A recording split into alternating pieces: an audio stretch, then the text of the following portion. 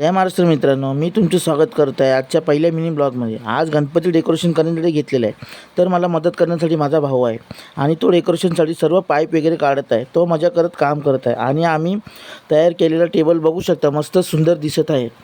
आणि आम्ही पाईप कापण्यासाठी घेतच आहे। ते पाईप आम्ही कापलेले आहे, ते लेवल करत आहे। ते लेवल झालेले पाईप आम्ही डेकोरेशन उभं करण्यासाठी घेणार आहे।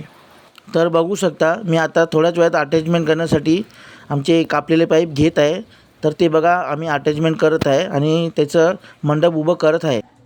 तर तुम्ही बघू शकता, ते पाईपाचे कोपरे जे आहेत ते आम्ही फिटिंग करून घेत आहे। चारही साईडला आम्ही ठोकून ते फुल फिटिंग करण्याचा प्रयत्न करत आहेत। तुम्ही बघू शकतात, आम्ही फिटिंग केलेली आहे। तर आता पुढचा प्रयत्न तुम्ही बघू शकता। आता माझ्या भावानी ते पाईप पण रोल लावण्याचं काम केलेलं आहे, कारण ते पाईपांना कलर वगैरे डिझाईन वगैरे ती दिसत होती त्यासाठी। आणि असा आमचा मंडपचा पूर्ण काम झालेलं आहे। तर तुम्ही बघू शकता, आता पुढे आपल्याला कपडा वगैरे सर्व लावून घेतलेला आहे।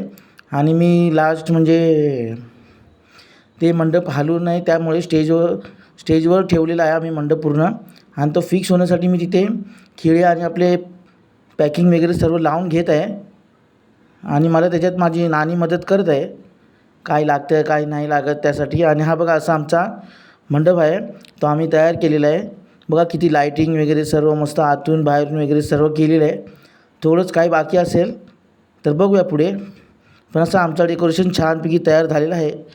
पुढे मस्त गणपती बसल्यावर तर तुम्हाला सगळ्यांना दिसेलच। तर बघूया पुढे कसं काय। बाय बाय मित्रांनो, अशाच पुढच्या आपल्या मिनी ब्लॉगमध्ये भेटूया। गणपती बाप्पा मोरया, मंगलमूर्ती मोरया।